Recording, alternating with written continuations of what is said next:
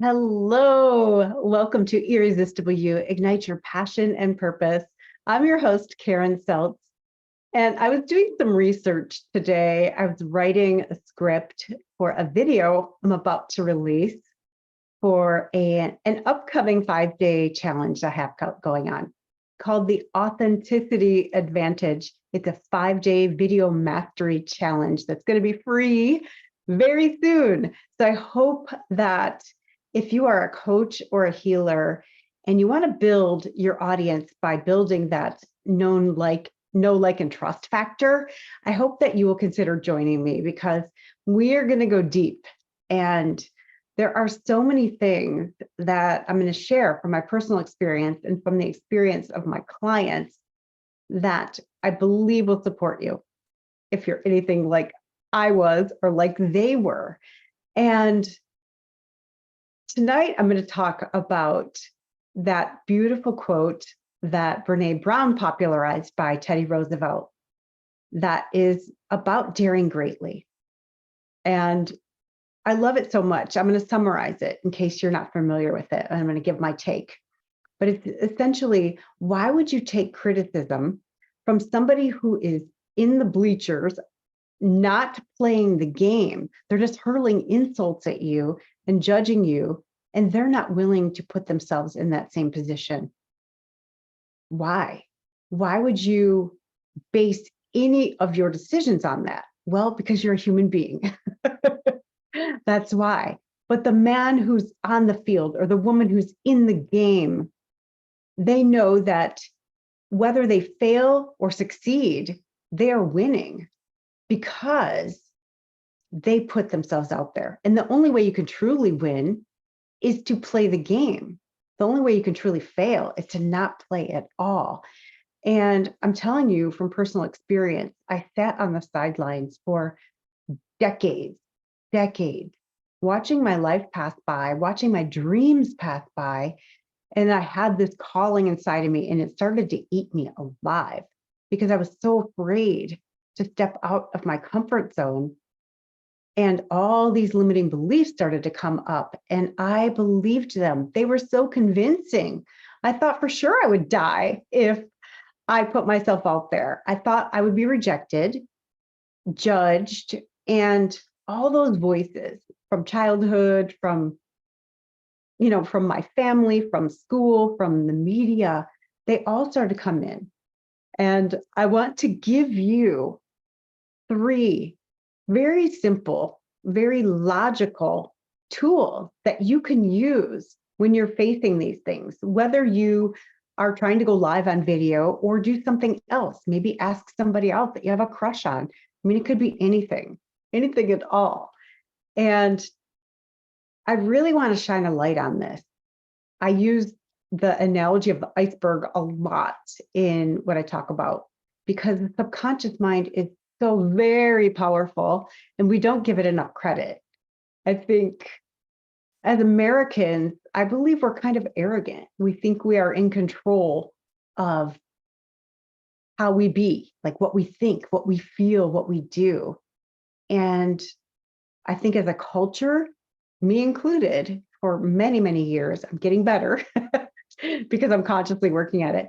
But I think as a culture, we don't spend a lot of time in the introspective moments, like the quiet moments where we are journaling or just allowing ourselves to be quiet without any input, without scrolling or without watching TV or listening to a podcast.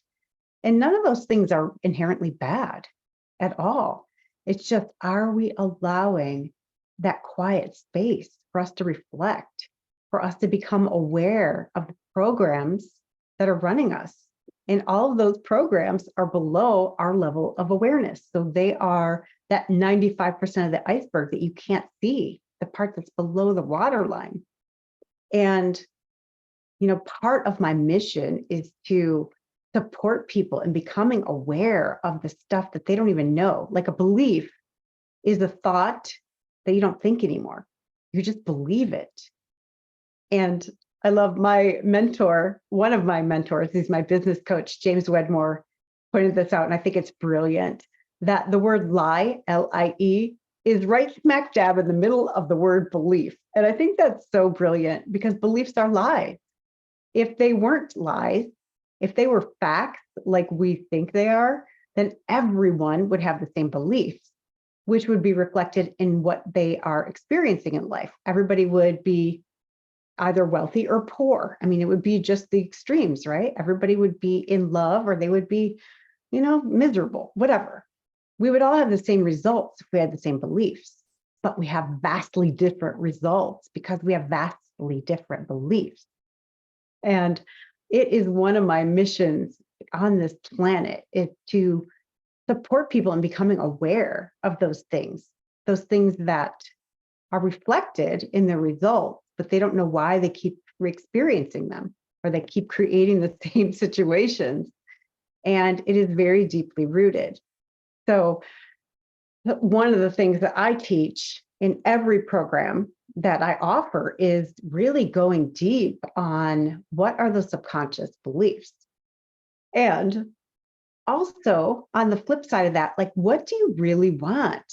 What do you really want? And if you really think about it, how long have you wanted these things? And I'm going to give you an example. One day, this was, I don't know, maybe 10 years ago, I was cleaning out this drawer that had old jewelry that I never wore. And it was just like a junk drawer, but it was in my bedroom. And I found this little 3x5 index card. And on it, it said, I am an inspirational public speaker, inspiring people, blah, blah, blah. I don't know what it was. But up until that point, guess how much public speaking I had done? Goose egg, zero, not a lick, nothing. And when I found that card that I had written 20 years prior, my heart just broke. And I'm like, oh my gosh, I wrote this 20 years ago.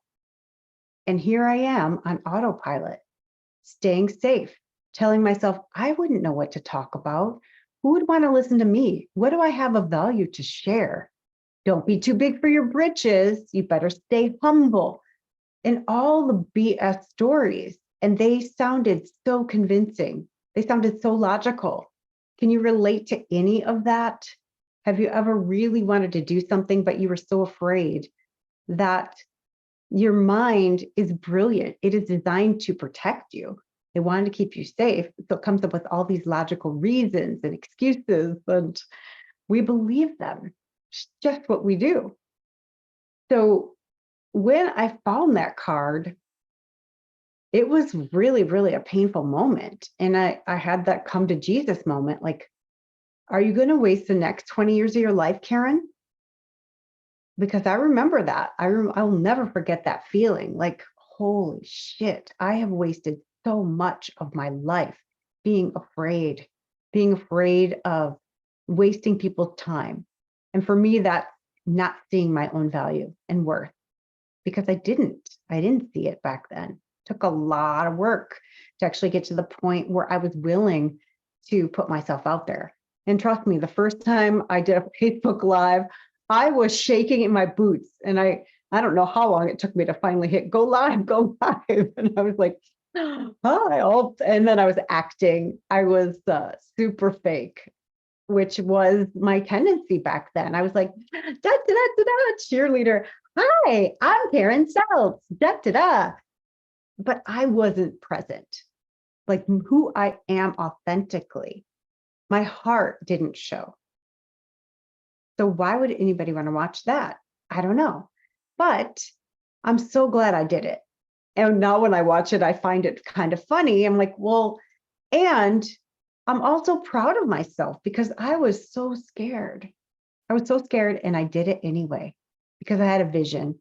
I had a vision to serve people, to get out of my own way, and to not make it about me, because this sucks to hear, but when you're nervous, guess who you're thinking about? Numero uno, right? Yourself. So when you can actually think about the person, just one person you're here to serve, and how you can serve them, what have you learned on your journey that would support someone else that's going through it? Because one of the worst things is to be going through something and to think you're the only one who's ever gone through it. That's what they say in 12-step rooms. Like we all, I have a history of addiction. And in the room, one of the things they say is, we all believe we're terminally unique. Like no one else would understand this. No one else has ever gone through this. But we all think like almost exactly the same way. Like I'm the only one, mine's worse. I'm a bigger piece of crap than you are. And it's just a trick of the ego to keep you small, to keep you safe, to keep you stuck. And that's not what you're here for. That's not what your life is for. It's not. So let's play. I want to share with you three tools that are really, really powerful. And these are called sleight of mouth. It's spelled SLEIGHT, sleight of mouth. And these are really brilliant. They're ways of challenging your thinking in a way that doesn't really get you defensive, which is nice, because the moment you feel yourself getting defensive, the ego is in charge and it's going to fight, and it's going to fight to the death. And it's very, very clever. It's been doing this a lot longer than you have. I love that I separated out. Like the ego is not you. You are what I call the big S self, and the ego is the small S self, the little one it is little. It's like a young part of you that is fighting for survival. And it will always take the easy route. It won't stretch. It won't do anything unknown, even if it will take you to where you want to go. So let's talk about these three techniques. I think you're going to like them because they're super fun. So the first one, I think that was my dog hit my desk. The first one is called a possibility frame. So if you look at any fear you have and you just keep breaking it down, like, okay, I'm just going to use video, for example. I'm afraid that if I go on video, my friends and family are going to judge me. They're going to make fun of me behind my back. They're going to reject me. They're going to whatever. So you just write all of those down. And then you challenge each one through a positive lens. So instead of saying, what if they judge me? You could say, what if they admire me? What if it opens up a conversation that they've been too afraid to have? What if it touches some part of them that they were waiting for permission to express? And you just go through all those. What if this happens instead? So instead of your greatest fears, like what if I fail? What if I succeed? What if I succeed beyond my wildest dreams? Let's say you've always wanted to make 6 figures. What if I actually make 7 figures or whatever, multiple 6 figures? What if? And it's super fun to play with that. And I love it because when I get stuck in black and white thinking too, like that is the ego. So it's right or wrong. I only have 2 choices here. I can either stay or I can go.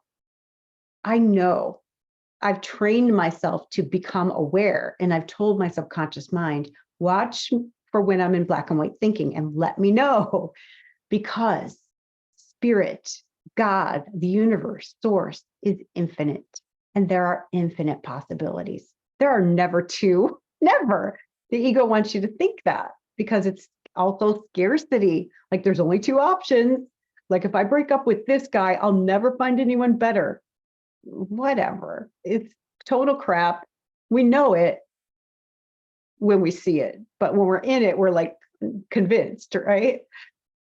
So think about this question too. When you're in your fears like that, the ego never ever questions itself. So when you start to question it, I love also the Byron Katie, the work, like, is that really true? And so what if it does? And here's the thing with that one, like people are going to judge you no matter what you do or don't do. So what if you just did what you wanted to do and dealt with it? At the end of the day, I know you will feel proud of yourself because you played, you've gotten the game. You did something that scared you. And every time you do that, you're going to build the confidence muscle. You're going to build the courage muscle. And it's going to take more and more to actually get you out of your comfort zone. What I mean by that is your comfort zone starts here. And every time you stretch outside of it, you do something that scares you a little, your comfort zone gets a little bigger, a little bigger, a little bigger, a little bigger. And I practiced this for many, many years. I practiced going live on video. I made a commitment to go live every weekday for a month because I just needed to wrap my head around something and I needed to get practice because I really wanted to impact lives. And I know I can't do that when I'm sitting, in my office, not doing anything, working on my website or doing something that's busy work that's not really creating an impact. So I did this and it was super fun after a while. As I was like doing my hair, I'd be like, okay, what do I want to talk about today? All right, what are 3 points I could make that would really be valuable for someone?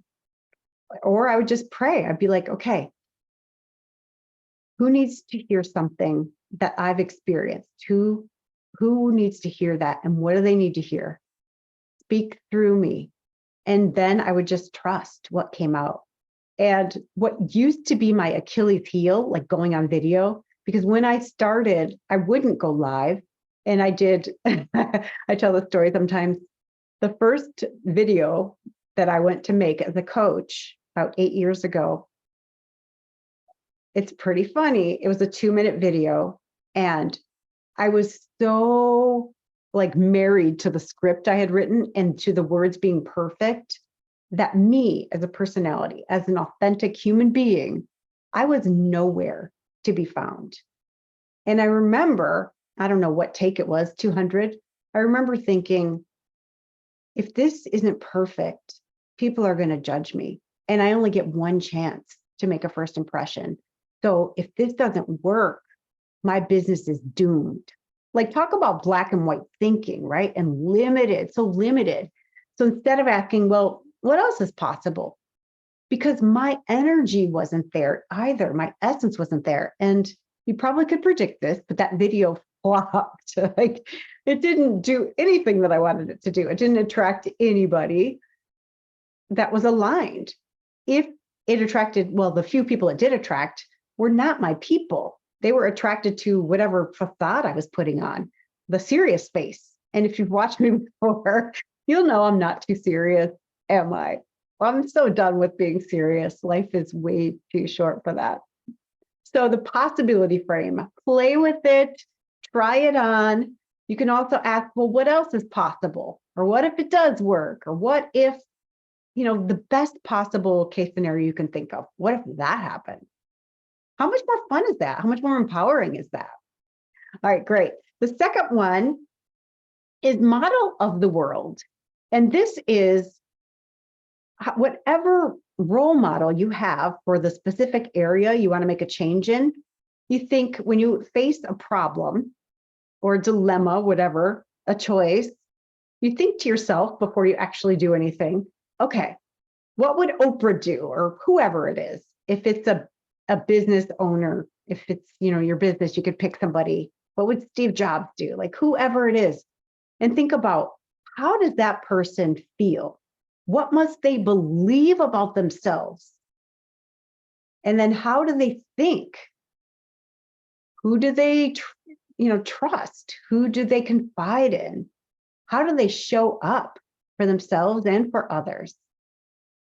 And then when you ground in that, you make a choice. Would I rather be like Oprah or like the small s version of me that's afraid of everything?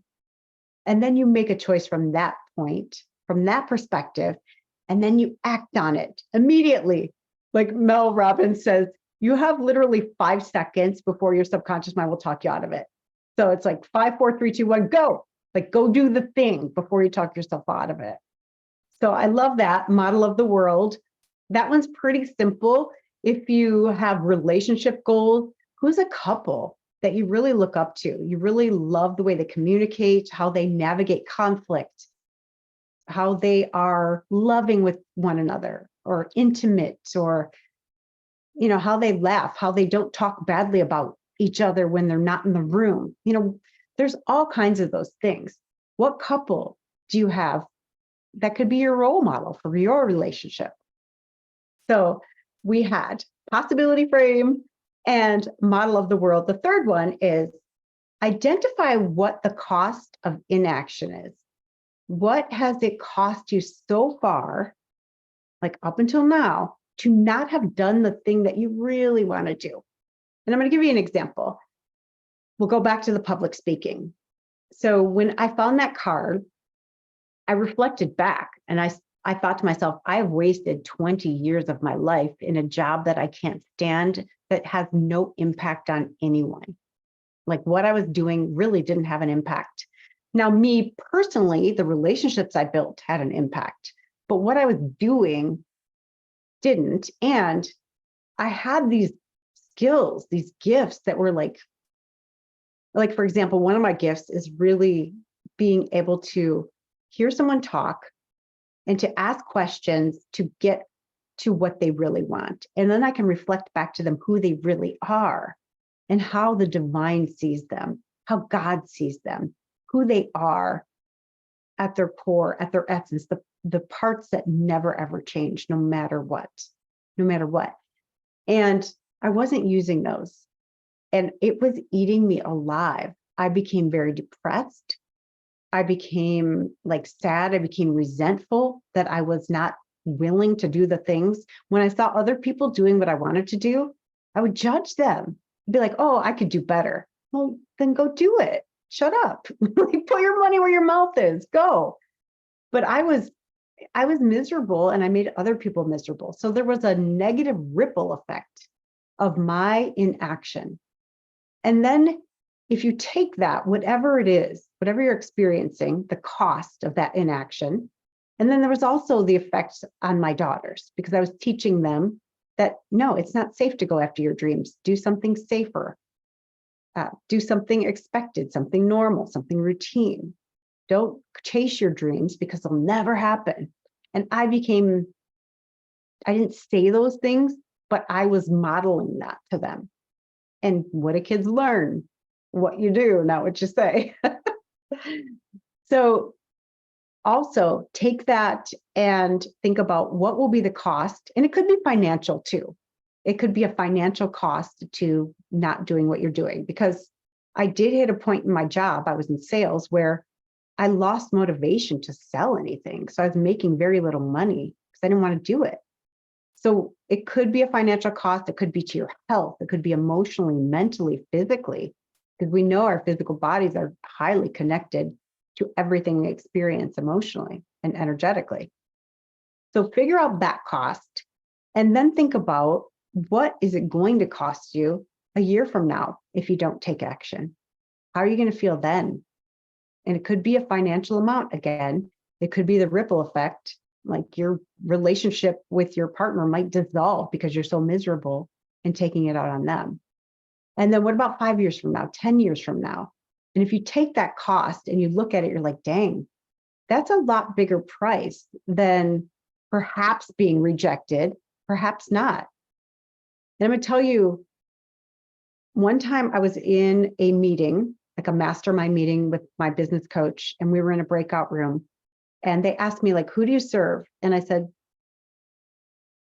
I serve perfectionistic women that are afraid to truly express themselves. And the coach in the room said, well, what are you afraid to tell people? Where are you holding yourself back? That was the other thing. I said, they're holding themselves back. And I knew immediately. And it was about my spiritual beliefs. And I was frightened. But at that point, I was already in the habit of stretching outside my comfort zone. So I said, as soon as we finish here, I'm going to go live and I'm going to spill it about this thing. And I started the live, and you could see it, because up until that point, I was like Miss Cheerleader, happy, hi, da, da. I started the live. I'm like, hey, I think I was looking down. I'm like, I am really, really scared to tell you guys this. I'm afraid you're going to reject me. I'm afraid you're going to judge me. I'm afraid no one's going to love me anymore. And then I let it go. And it was about my spiritual beliefs. And I had a lot of stuff tied to it. because it wasn't okay for me to have any spiritual beliefs when I grew up. When I talked about it, I was shamed. My parents laughed at me. They laughed. And I was little. I was like 9 years old. And I learned it's not safe to talk about your spiritual beliefs. It's not safe. That's private. You know, it's almost like sex. Like you don't do that in public. Like you don't talk about your spiritual beliefs in public. What will people think? And especially, I made up that my spiritual beliefs were not the same as most other people. And when I said what they were, I said, like, I believe in God. I believe in Jesus. I believe Jesus is the Son of God. And I also believe that I am. And I believe that you are. And I don't believe in sin. I believe everyone is doing the very best they can. And I believe that we are all innocent. And I just let it slide. I mean, I just let it all go. And I was almost crying throughout that entire video because I was frightened. But I didn't pretend I wasn't. I said it. And I was authentic. And guess what? That video had more interaction than all my videos up until that point combined. People were DMing me. People were commenting on the thread. People who knew me were texting me and calling me and saying, thank you. Oh, thank you, because I feel the same way. And you were so brave to say that. And I'm like, oh my gosh. So my biggest fears, not one person rejected me, at least to my face or in comments, which it's easy to do. It's really easy for people to, you know, slam you in comments. And I've also learned that that has nothing to do with me. I told a story about somebody who commented on one of my YouTube shorts, and it was about, I was talking about women, or no, I am a woman. That's what it was. But I was talking about getting in touch with your feelings or something. And he's like, feelings are for women and children. And then he said, like, go get a job or something. And at first I thought it was hilarious because I am a woman. Okay. But then I settled in and I took a breath and I sat with it. I'm like, oh, in order for him to take time out of his day, he must be hurting. He is calling out for love. He wants someone to see him. So I took a moment and I thought, what's genuine? Because I didn't want to poke him. I didn't want to prove that I was right or he was wrong. Nothing. I wanted to love him. I wanted to see him. So I came up with a genuine compliment, or not compliment, but a genuine statement. I said, thank you so much for taking the time to comment. I appreciate you.